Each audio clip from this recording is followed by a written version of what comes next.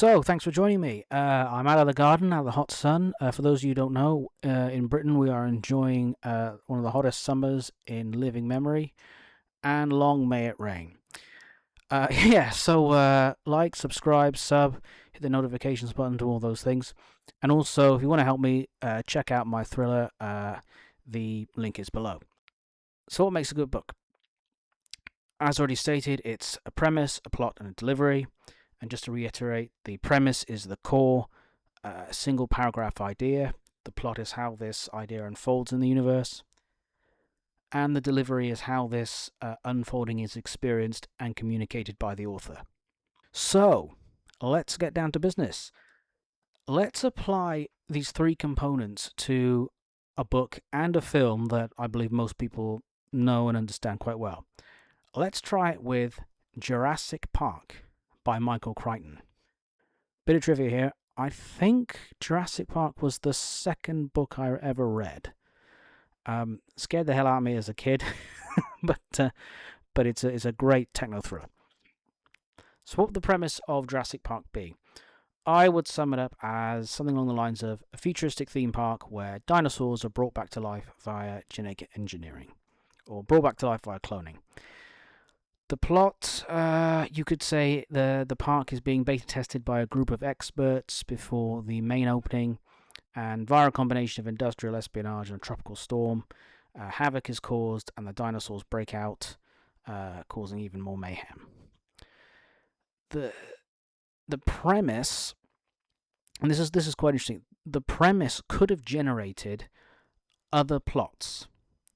So Michael Crichton chose a soft opening plot, but he very easily could have chosen developed a plot from, say, for example, the development of the technology of the park, from when the first DNA is extracted from the mosquito to the first dinosaur hatching out and all the problems they had trying to stabilize the formula and so on.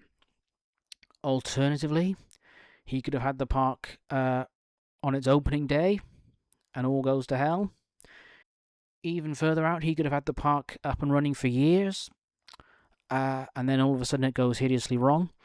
But I think it's pretty clear that the disaster element of Jurassic Park is included into the premise. Because if you don't have a dinosaur park where nothing goes wrong, you got no drama. And it's all about the drama. The delivery, his delivery was I've got it down here as a linear second-person thriller with multiple characters and perspectives, but there's a core group of characters that carry the story throughout. But again, Crichton could have very easily chosen to do it all in flashback. He could have chosen to do it all in first person. There could have been an unreliable narrator. It could have all been in document form. I mean, maybe it could have all been, what's the word? A combination of everything I've just said.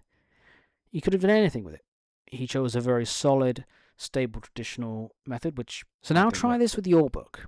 Define its premise, its plot, and the delivery, and play around with different versions of this. If you're in the creative phase, in the planning phase, really stretch the premise as far as you can, and then generate as many plots from the premise as you can. So, like we've just did with Jurassic Park, there's probably a dozen more different variations of the Jurassic Park story you could get out of it. I mean, maybe you could, I don't know, you could change the premise. You could change it so that the plan was never to open the park to the public, but keep it as a kind of secret folly of the elites, and maybe other people discover it. Or a yacht shipwrecks on the island, and they find out it's dinosaur theme park time, or a plane crash, or whatever else they're doing in the sequels. Whatever you like, but just keep pushing. I know it's tough, okay? Creativity is work, but it's the hill you gotta climb before you can roll down the other side. For a book to be successful, I think any one of the three components, premise, plot, and delivery, needs to be A+. With Jurassic Park, I think for me, clearly, the A+ element is the premise. I mean, bringing dinosaurs back to life. It doesn't get any better than that, people. I mean, do you remember Dino Mania in '93 when the movie came out? Blew us all away. Okay, genius. The plot, I think, is highly rational and natural. The interesting idea that it's a soft launch that they're planning to open up, but it's gradually going hideously wrong. That's interesting. And the delivery, yeah, solid. I think Michael Crichton was on record as saying that in terms of writing quality, the sequel, Lost World, to him was a superior book.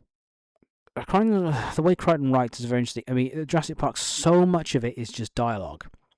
It's just people having a conversation. Because Michael had done so much research into all the different fields of genetic engineering and paleontology and computer science and chaos theory and even zoology and all these sorts of things, when the characters talk, they're speaking from great expertise. So his focus on telling rather than showing, as it were, paid off. But we're not talking about Jurassic Park. We're talking about your book. So again, which part of the three premises is its strength? Ideally, in a perfect world, we want all three parts to be A star. But realistically, what is its foundation? The premise, the plot, the delivery. I think this is something you've got to work out yourself. Of course, we all aim for perfection, but we end up with only improving. So, with regards to my book, speaking objectively as I possibly can, because it's my baby, I would say the premise is probably the strongest part. The plot, I think, is possibly stronger because it's quite out there with regards to the premise. And the delivery is a sort of a classic thriller. But don't take my word for it. Check it out here. Thanks for listening. I've got dozens and dozens and dozens of more off-the-wall ideas to improve your writing ability and creativity and to cure you of blank page syndrome. Subscribe and keep stationed for more. Over and out.